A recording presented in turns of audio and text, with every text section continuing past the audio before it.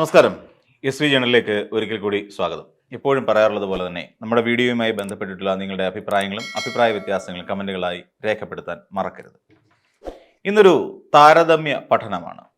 ഈ താരതമ്യം ചെയ്യുന്നത് നമ്മുടെ UDF കൺവീനർ അടൂർ പ്രകാശിനെയും മുൻ ദേവസ്വം ബോർഡ് മന്ത്രി കടകംപള്ളി സുരേന്ദ്രനെയുമാണ്. രണ്ടുപേരെയും നമുക്ക് സവിശേഷമായ സാഹചര്യത്തിൽ കമ്പയർ ചെയ്യേണ്ടതായിട്ട് വരും, താരതമ്യം ചെയ്യേണ്ടതായിട്ട് വരും. എങ്ങനെയാണ് ഇവരെ കമ്പയർ ചെയ്യുന്നതെന്ന് ചോദിച്ചാൽ, ഇവർ രണ്ടുപേരെയും കോമണായി ബന്ധിപ്പിക്കുന്ന ഒരു ഘടകമുണ്ട്. ആ ഘടകം എന്ന് വെച്ചാൽ ശബരിമല സ്വർണ്ണപ്പാളി മോഷണ കേസ് തന്നെയാണ് ഇവരെ രണ്ടുപേരെയും കോമണായി ബന്ധിപ്പിക്കുന്ന ഒരു പ്രധാനപ്പെട്ട ഘടകം. എന്നാൽ ഇവരെ എങ്ങനെയാണ് നമുക്ക് താരതമ്യം ചെയ്യുക, അല്ലെങ്കിൽ എങ്ങനെ താരതമ്യം ചെയ്യണം എന്നുള്ളതിനെക്കുറിച്ച് നമുക്ക് ആദ്യം കടകംപള്ളി സുരേന്ദ്രനിലേക്ക് പോവാം. അപ്പോൾ കടകംപള്ളി സുരേന്ദ്രനിലേക്ക് പോകുമ്പോൾ, കടകംപള്ളി സുരേന്ദ്രൻ 2016 മുതൽ 2021 കാലഘട്ടം വരെ നമ്മുടെ ദേവസ്വം ബോർഡിന്റെ മന്ത്രിയായിരുന്നു. അതിനുശേഷം VN വാസവൻ ദേവസ്വം ബോർഡിന്റെ മന്ത്രിയായി അധികാരമേൽക്കുകയും അതിന് തൊട്ട് മുൻപ് VN വാസവൻ അധികാരമേൽക്കുന്നതിന് തൊട്ട് മുൻപായി രാധാകൃഷ്ണനായിരുന്നു ഇവിടുത്തെ ദേവസ്വം ബോർഡിന്റെ മന്ത്രി എന്നുള്ളത് നമുക്കറിയാം. അപ്പോൾ അതുവരെയുള്ള ഒരു കാലഘട്ടത്തെക്കുറിച്ച് നമുക്കൊന്ന് പരിശോധിച്ച് നോക്കാം. എന്തുകൊണ്ടാണ് കടകംപള്ളി സുരേന്ദ്രനെയും അടൂർ പ്രകാശിനെയും തമ്മിൽ താരതമ്യം ചെയ്യുന്നത് എന്ന് ചോദിച്ചാൽ, ഇതിൽ ഏറ്റവും കൂടുതൽ എതിർപ്പുകൾ നേരിടേണ്ടി വരുന്ന, പ്രതിപക്ഷത്തിന്റെ ഏറ്റവും വലിയ അക്രമത്തിന് അല്ലെങ്കിൽ ആക്രമണത്തിന് വിധേയനാകുന്ന ഒരു നേതാവ് കൂടിയാണ് കടകംപള്ളി സുരേന്ദ്രൻ.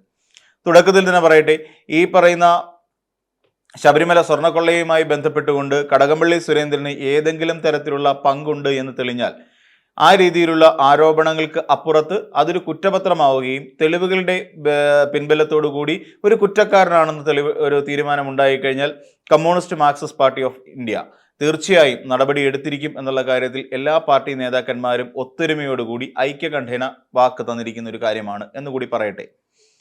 ഇനി കടകംപള്ളി സുരേന്ദ്രൻ ഒരുപാട് പീഡിപ്പിക്കപ്പെട്ടുകൊണ്ടിരിക്കുന്ന ഒരു നേതാവ് തന്നെയാണ്. തുടക്കകാലം മുതൽ അദ്ദേഹം അധികാരത്തിൽ കയറി കാലം ഇത്ര കഴിഞ്ഞിട്ടും അദ്ദേഹത്തെക്കുറിച്ച് മോശമായി തന്നെയാണ് പ്രതിപക്ഷം പല കേസുകൾ എടുത്തിട്ടുകൊണ്ട് പരാമർശിച്ചു കൊണ്ടിരിക്കുന്നത് നമുക്കറിയാം. അപ്പോൾ അത്രയേറെ പ്രതിപക്ഷത്തിന്റെ ഭാഗത്ത് നിന്ന് അക്രമത്തിന് വിധേയനായിക്കൊണ്ടിരിക്കുന്ന, ആക്രമണത്തിന് വിധേയപ്പെട്ടുകൊണ്ടിരിക്കുന്ന കടകംപള്ളി സുരേന്ദ്രനെതിരെ പുതിയ ഒരു ആരോപണം ഉന്നയിച്ചുകൊണ്ടാണ് VD സതീശൻ രംഗത്തേക്ക് വരുന്നത്. അതായത് കടകംപള്ളി സുരേന്ദ്രൻ ശബരിമലയിലെ സ്വർണ്ണപ്പാളി മറ്റാർക്കോ, ഉന്നതനായ ഏതോ ഒരു വ്യക്തിക്ക്, അതിസമ്പന്നനായ ഒരു വ്യക്തിക്ക് മറച്ചു വെക്കുന്നതിന്റെ ഇടനിലക്കാരനായിരുന്നു. അതെല്ലാം കടകംപള്ളി സുരേന്ദ്രൻ അറിയാം എന്നുള്ളതാണ്. കടകംപള്ളി സുരേന്ദ്രനെ വീണ്ടും SIT ചോദ്യം ചെയ്യലിനായി വിളിപ്പിക്കുകയും ചെയ്യുന്നുണ്ട്. അതിനെല്ലാം ചോദ്യം ചെയ്യലിലൊക്കെ കടകംപള്ളി സുരേന്ദ്രൻ പങ്കെടുക്കുകയും തിരിച്ചു വരികയും ചെയ്യുന്നുണ്ട്.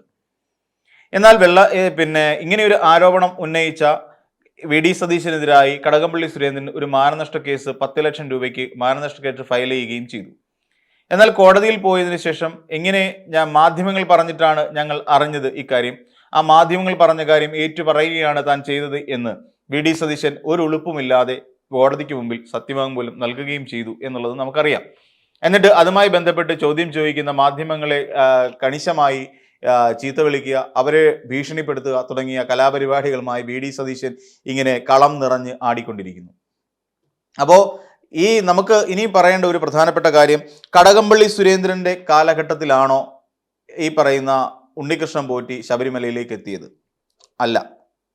2004 എത്തിയ ഈ ഉണ്ണികൃഷ്ണൻ പോറ്റി എന്ന് പറയുന്ന ഒരാളെ അവിടുത്തെ തന്ത്രിയുടെ പരികർമ്മിയായും തുടർന്ന് അവിടുത്തെ ഒരു സ്പെഷ്യൽ അല്ലെങ്കിൽ ഒരു പ്രത്യേക വിഭാഗത്തിൽപ്പെട്ട ഒരു സ്പോൺസറാക്കി മാറ്റിയതും അതോടെ നമ്മുടെ ഏതെങ്കിലും ഒരു ഇടതുപക്ഷ ദേവസ്വം ബോർഡ് പ്രസിഡന്റിന്റെ കാലത്തായിരുന്നില്ല. അതെല്ലാം UDFന്റെ കാലഘട്ടത്തിലായിരുന്നു.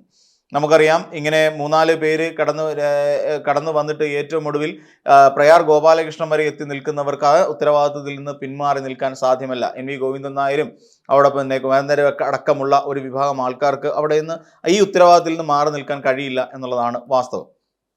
എന്നിട്ടും എന്തുകൊണ്ടാണ് 2016 മുതൽ 2021 കാലഘട്ടം വരെ ദേവസ്വം ബോർഡ് ഭരിച്ച ഇദ്ദേഹത്തിലേക്ക്, കടകംപള്ളി സുരേന്ദ്രനിലേക്ക് കൂടുതലായി പ്രഷർ ഉണ്ടാകുന്നു എന്നുള്ളതാണ് ചോദ്യം. കാരണം മറ്റൊന്നുമല്ല, അദ്ദേഹം ഒരു ഇടതുപക്ഷ നേതാവായതുകൊണ്ട് മാത്രമാണ് ആ ഒരു അക്രമം നേരിടേണ്ടി വരുന്നത് എന്ന് സാരം.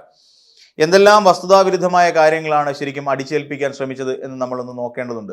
ഒരുപാട് വസ്തുതാവിരുദ്ധമായ കാര്യങ്ങൾ, VD സതീശന്റെ വാക്കുകൾ ഉൾപ്പെടെ, ഇതെല്ലാം പോറ്റിയെ കേറ്റിയെ എന്ന് പറയുന്ന പാട്ട് വരെ പാടിക്കൊണ്ട് അങ്ങ് ലോക്സഭയുടെ മുന്നിൽ പോലും നിന്നുകൊണ്ട്, പാർലമെന്റിന്റെ മുന്നിൽ നിന്നുകൊണ്ട് സമരം നയിക്കാൻ പോലും ഉളുപ്പില്ലാത്ത ഒരു വിഭാഗമായി ഇവിടുത്തെ UDFകാർ മാറിയത് നമ്മൾ കണ്ടതാണ്.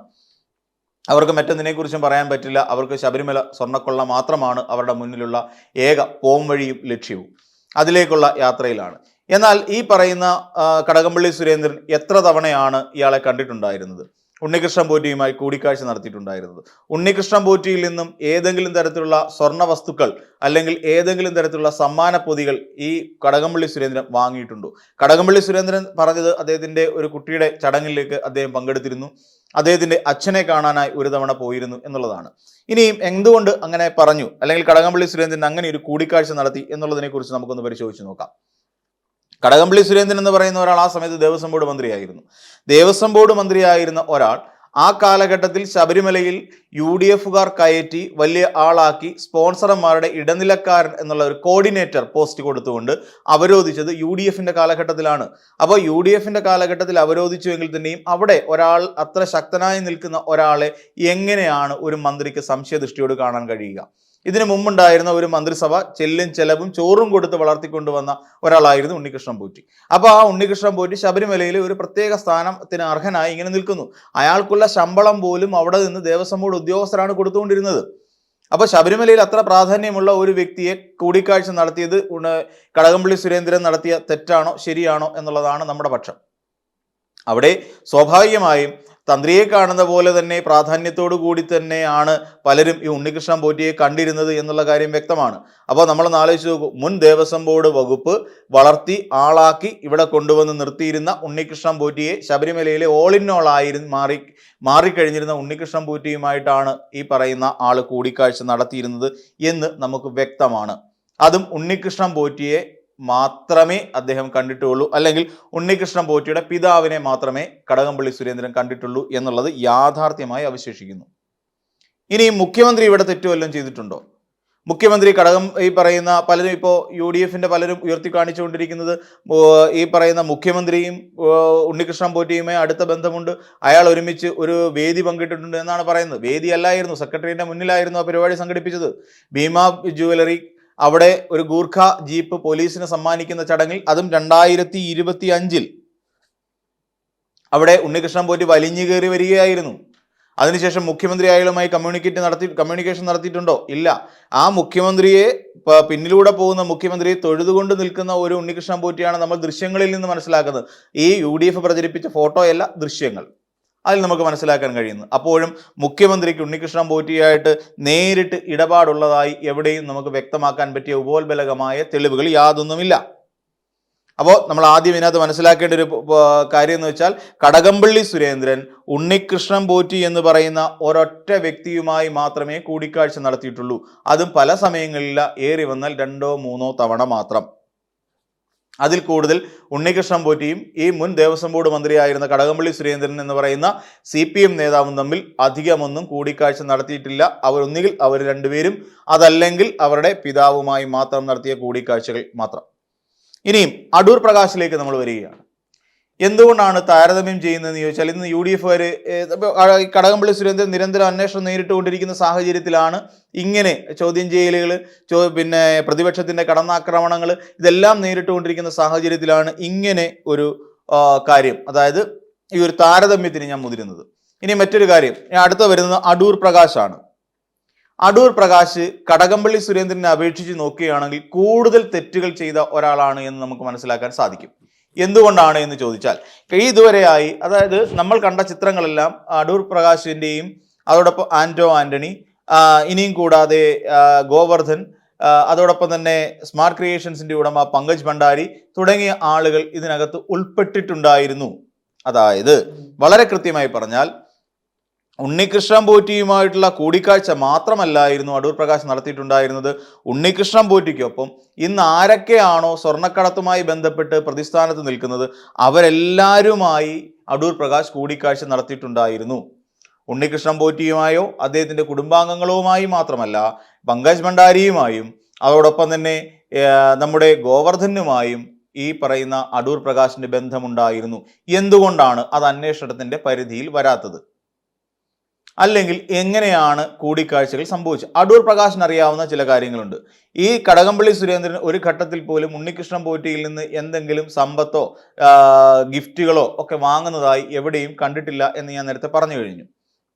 അതേസമയം ഉണ്ണികൃഷ്ണൻ പോറ്റിയിൽ നിന്ന് ധാരാളമായി ഗിഫ്റ്റ് കൂപ്പണുകളോ മറ്റ് കവറുകളോ ഒക്കെ വാങ്ങിയത് ഈ അടൂർ പ്രകാശാണ്. എന്നാൽ അടൂർ പ്രകാശ് എന്തുകൊണ്ടാണ് ഞാൻ വാങ്ങിയത് ഇന്ന സാധനമാണ് എന്ന് വ്യക്തമാക്കാത്തത്? പറഞ്ഞിരുന്നു ഈന്തപ്പഴമായിരുന്നു, അപ്പം തന്നെ ഞാൻ ആർക്കൊക്കെയോ കൊടുത്തു എന്നുള്ളതും പറഞ്ഞിരുന്നു. അതിനെ പൂർണ്ണമായി നമുക്ക് വിശ്വസിക്കാൻ കഴിയുമോ? അതിനിപ്പോൾ ഇടതുപക്ഷം ആയിരുന്നെങ്കിൽ, അല്ലെങ്കിൽ ഇത് കടകംപള്ളി സുരേന്ദ്രൻ ആയിരുന്നെങ്കിൽ, ആ ഈന്തപ്പഴത്തിന്റെ കുരു സ്വർണമാണ്, അത് ഈന്തപ്പഴത്തിന്റെ കുരു ഉണ്ടാക്കിയത് സ്വർണ്ണപ്പാളി ഉരുക്കിയെടുത്ത് കുരുവാക്കി മാറ്റിയിട്ടാണ് ഈ കടകംപള്ളിക്ക് കൊടുത്തത് എന്ന് പറയുന്ന ഒരു വലിയ നരേറ്റീവ് ഇവിടെ സൃഷ്ടിക്കപ്പെട്ടേനെ. അപ്പോൾ ഇവിടെ അടൂർ പ്രകാശ് ഉണ്ണികൃഷ്ണൻ പോറ്റിയിൽ നിന്ന് ധാരാളമായി ഉപഹാരങ്ങൾ വാങ്ങിയെടുത്ത് തിന്നിട്ടുള്ള ഒരു വ്യക്തിയാണ് എന്ന് പറയേണ്ടി വരും. അപ്പോഴും UDF ഇതുവരെ മൗനമാണ്. പിന്നെ രണ്ടാമത്തെ കാര്യം, ഈ ഉണ്ണികൃഷ്ണൻ പോറ്റിയും അടൂർ പ്രകാശും കൂടി സോണിയാഗാന്ധിയെ കാണുന്ന ചിത്രങ്ങൾ പുറത്തായി. അപ്പോൾ സോണിയാഗാന്ധി എന്ന് പറയുന്ന അതീവ സെക്യൂരിറ്റിയിൽ നിൽക്കുന്ന ഒരു UPയുടെ ചെയർപേഴ്സൺ ആയിരുന്ന കാലഘട്ടത്തിൽ നടത്തിയ ഈ കൂടിക്കാഴ്ചക്കിടയിൽ തീർച്ചയായും ഉണ്ണികൃഷ്ണൻ പോറ്റി കൊണ്ടുപോയിട്ടുള്ള സാധനങ്ങൾ എന്തൊക്കെയാണ് എന്നുള്ളതിൻ്റെ ഡീറ്റെയിലിംഗ് അവിടുത്തെ സുരക്ഷാ ഉദ്യോഗസ്ഥരുടെ പക്കലുണ്ടാകും.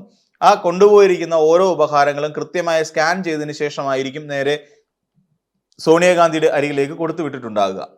അപ്പോൾ എന്നാൽ എന്തൊക്കെയായിരുന്നു എന്നുള്ള വിവരം ഉണ്ണികൃഷ്ണൻ പോറ്റിക്ക് കൂടാതെ, ഗോവർദ്ധനനെ കൂടാതെ, പങ്കജ് ഭണ്ഡാരിയെ കൂടാതെ അടൂർ പ്രകാശിനും അറിയാവുന്ന കാര്യമാണ്. എന്തുകൊണ്ടാണ് ഇതുവരെയായി കോൺഗ്രസിന്റെ നേതൃത്വം ഈ പറയുന്ന അടൂർ പ്രകാശിനോട് ഇക്കാര്യങ്ങളെക്കുറിച്ച് ചോദിക്കാഞ്ഞത്? അടൂർ പ്രകാശ് ഒരാൾ നിമിത്തം ഈ AICCയിലെ ഏറ്റവും ഉന്നതയായ നേതാവ് വരെ, അതായത് കോൺഗ്രസിന്റെ ഏറ്റവും ഉന്നത നേതാവായ സോണിയാഗാന്ധി വരെ ഇന്ന് സംശയത്തിന്റെ നിഴലിൽ നിൽക്കുന്നു. ഉണ്ണികൃഷ്ണൻ പോറ്റി കയ്യിൽ എന്താണ് കെട്ടിക്കൊടുത്തത്? ഇതുവരെ അടൂർ പ്രകാശ് അതുമായി ബന്ധപ്പെട്ട് എന്തെങ്കിലും പറഞ്ഞിട്ടുണ്ടോ? ഉണ്ണികൃഷ്ണൻ പോറ്റിയും സോണിയാഗാന്ധിയും തമ്മിൽ കൂടിക്കാഴ്ചയ്ക്കുള്ള സാഹചര്യം ഒരുക്കിക്കൊടുത്തതാരാണ്? ഇതുവരെയായി അതുമായി ബന്ധപ്പെട്ട എന്തെങ്കിലും കാര്യങ്ങൾ പുറത്തേക്ക് വന്നിട്ടുണ്ടോ? ഇല്ല. എന്നാൽ ഇത് ഏതെങ്കിലും മാധ്യമങ്ങൾ വഴിയായി അടൂർ പ്രകാശ് തുറന്നു പറഞ്ഞിട്ടുണ്ടോ? അതുമില്ല. അപ്പോൾ നമ്മളുടെ ചോദ്യം അതല്ല, എന്തുകൊണ്ടാണ് ഉണ്ണികൃഷ്ണൻ പോറ്റിയുടെ ഗോവർദ്ധനുമായുള്ള, പങ്കജ് ഭണ്ഡാരിയുമായുള്ള ഈ ബന്ധത്തിന്റെ പുറത്ത് അടൂർ പ്രകാശിനെ ചോദ്യം ചെയ്യാത്തതും പാർട്ടി അയാളോട് കാര്യങ്ങൾ ചോദിച്ച് അന്വേഷിച്ച് അറിയാത്തതും എന്തുകൊണ്ടാണ്? എന്നാൽ കോൺഗ്രസിന് അങ്ങനെ ഒരു ബാധ്യതയില്ലേ? ഉണ്ട്. കാരണം എന്താണെന്ന് ചോദിച്ചാൽ, ഈ ഉണ്ണികൃഷ്ണൻ പോറ്റിയെ ശബരിമലയിൽ കൊണ്ടുവരുന്നതും ഉണ്ണികൃഷ്ണൻ പോറ്റിക്ക് അനാവശ്യമായി കുറേയധികം സ്ഥാനമാനങ്ങൾ നൽകുകയും ആ സ്ഥാനമാനങ്ങൾ നൽകി അയാളെ അവിടെ ഒരു വലിയ മുഖ്യ പ്രതിനിധിയാക്കി മാറ്റുകയും ചെയ്തത് ഈ UDFന്റെ കാലഘട്ടത്തിലാണ് എന്ന് നമുക്ക് കാണാം. അല്ലാതെ ഈ ഉണ്ണികൃഷ്ണൻ പോറ്റിയെ അവിടേക്ക് കൊണ്ടുവന്നത് കടകംപള്ളി സുരേന്ദ്രൻ അല്ല എന്നും അതോടൊപ്പം PS പ്രശാന്ത് അല്ല എന്നുള്ള കാര്യം ജനങ്ങൾക്ക് അറിയാം, അല്ലെങ്കിൽ എല്ലാവർക്കും അറിയാവുന്ന കാര്യമാണ്. അത്രത്തോളം ഉത്തരവാദിത്തമില്ലായ്മ കാണിച്ച കോൺഗ്രസ് പാർട്ടി എങ്ങനെയാണ് ഇതിന്റെ പ്രതിസ്ഥാനത്ത് നിന്നും ഒഴിഞ്ഞു മാറി നിൽക്കാൻ സാധിക്കുക? അപ്പോൾ ആർക്കൊക്കെ ഇതിൽ നിന്ന് പങ്ക് കിട്ടിയിട്ടുണ്ട്? മുൻ ദേവസ്വം ബോർഡ് വകുപ്പ് മന്ത്രിയായിരുന്ന VS ശിവകുമാറിന്റെ സഹോദരനായിരുന്ന VS ജയകുമാർ അവിടെ നടത്തിയിട്ടുള്ള അഴിമതി കഥകളെക്കുറിച്ച് നമുക്ക് പുറത്തറിയാവുന്നതാണ്. അദ്ദേഹത്തിന്റെ പെൻഷൻ വരെ ഇപ്പോൾ തടഞ്ഞു വെച്ചിരിക്കുന്ന സാഹചര്യമാണുള്ളത്. അപ്പം UDFന്റെ കാലഘട്ടത്തിൽ വലിയൊരു കൊള്ള അവിടെ നടക്കുകയും തന്ത്രിയെ പോലുള്ള ആളുകളെ വലിയ തോതിൽ ഒരു കൊള്ളയ്ക്ക് പ്രേരിപ്പിക്കുകയും ചെയ്യുന്ന തരത്തിലേക്ക് മാറ്റിയെടുക്കാനുള്ള മാറ്റിയെടുത്തത് ഈ UDFന്റെ ഭരണകാലഘട്ടത്തിലുണ്ടായ പ്രവർത്തനങ്ങളാണ് എന്നുള്ള കാര്യം നമുക്ക് സംശയലേശമന്യേ പറയാൻ സാധിക്കും. അപ്പോൾ ഇതിനകത്തിൽ നിന്ന് എങ്ങനെയാണ് അടൂർ പ്രകാശ് എന്ന് പറയുന്ന ഒരു നേതാവിനും അതോടൊപ്പം പത്തനംതിട്ട MP ആയ ആന്റോ ആന്റണിക്കും ഒഴിഞ്ഞു മാറാൻ കഴിയുക എന്നൊരു വലിയ ചോദ്യം നമ്മുടെ എല്ലാവരുടെയും മുന്നിലുണ്ടെന്നേ. അതിന് പകരമായി UDF ചെയ്യുന്നത് LDFനെ കടന്നാക്രമിച്ചുകൊണ്ടിരിക്കുന്നു. LDFിലെ പല നേതാക്കന്മാരെയും കടന്നാക്രമിച്ചുകൊണ്ടിരിക്കുന്നു. ഉദാഹരണം പറഞ്ഞു കഴിഞ്ഞാൽ പത്മകുമാറിനെയും N വാസുവിനെയും ശങ്കരദാസിനെയും അതോടൊപ്പം തന്നെ ഇപ്പോൾ കടകംപള്ളി സുരേന്ദ്രനെ അടക്കം കടന്നാക്രമിക്കാനും അവർക്കെതിരായി ഉപജാപ കഥകൾ കെട്ടിവഞ്ഞ് പ്രചരിപ്പിക്കാനും മാത്രമല്ലാതെ UDFുകാർ അവരുടെ ഉത്തരവാദിത്വം അനുസരിച്ചുള്ള എന്തെങ്കിലും കാര്യങ്ങൾ ചോദ്യം ചെയ്യാൻ തയ്യാറായിട്ടുണ്ടോ? അടൂർ പ്രകാശിനോട് ഒരു പേപ്പർ കൊടുത്തിട്ടെങ്കിലും അടൂരെ നിങ്ങൾ ഇത് പറയണം, നിങ്ങൾ UDFന്റെ കൺവീനറാണ്, നിങ്ങൾക്ക് ഉത്തരവാദിത്തമുണ്ട്, നിങ്ങൾ അവിടെ സോണിയാഗാന്ധിയുമായി ഉണ്ണികൃഷ്ണൻ പോറ്റിയും ഗോവർദ്ധനും പങ്കജ് ഭണ്ഡാരിയും നടത്തിയ കൂടിക്കാഴ്ചയിൽ നിങ്ങളും അംഗമായിരുന്നു, അന്ന് കൊടുത്ത കാര്യങ്ങൾ എന്തൊക്കെയായിരുന്നു എന്നുള്ളത് സംബന്ധിച്ച് ജനങ്ങളോട് തുറന്നു പറയണം എന്ന് എപ്പോഴെങ്കിലും KPCCയുടെ സണ്ണി വക്കീലോ അതല്ലെങ്കിൽ UDFന്റെ ചെയർമാൻ ആയിരിക്കുന്ന VD സതീശനോ ആവശ്യപ്പെട്ടതായി ഒരു വാർത്താ മാധ്യമങ്ങളിലും നമ്മൾ കണ്ടിട്ടില്ല എന്നുള്ളതാണ് വാസ്തവം. അപ്പം സ്വന്തം മുഖം രക്ഷിക്കാൻ വേണ്ടി മറ്റുള്ളവരുടെ മുകളിലേക്ക് ചില കാര്യങ്ങൾ ആരോപിച്ചുകൊണ്ട് അന്വേഷണം SITയുടെ നടക്കട്ടെ. SITയുടെ അന്വേഷണം മോശമാണ്, SIT ഏതോ സമ്മർദ്ദത്തിന് അടിപ്പെട്ടുകൊണ്ടാണ് അന്വേഷണം നടത്തിക്കൊണ്ടിരിക്കുന്നത് തുടങ്ങിയ കഥകൾ, നുണക്കഥകൾ പ്രചരിപ്പിച്ചുകൊണ്ട് യാതൊരു തെളിവുകളുമില്ലാതെ ഇങ്ങനെ കേരള രാഷ്ട്രീയത്തിൽ ഇങ്ങനെ പടർന്ന് അല്ലെങ്കിൽ എന്തെങ്കിലുമൊക്കെ കള്ളത്തരം പ്രചരിപ്പിച്ച് പിടിച്ചു നിൽക്കാനുള്ള ശ്രമത്തിലാണ് പ്രതിപക്ഷം എന്നുള്ള കാര്യം നമുക്കറിയാം. അതുകൊണ്ട് തന്നെയാണ് കടകംപള്ളി സുരേന്ദ്രന് ഇല്ലാതെ പോയതും അടൂർ പ്രകാശിന് ഉണ്ടായിരുന്നതുമായ ചില കാര്യങ്ങൾ നമ്മളിവിടെ വ്യക്തമായി ഒരു താരതമ്യ പഠനത്തിലൂടെ മനസ്സിലാക്കിയത്. അപ്പോൾ മറ്റൊരു വീഡിയോയുമായി നമുക്ക് വീണ്ടും കാണാം.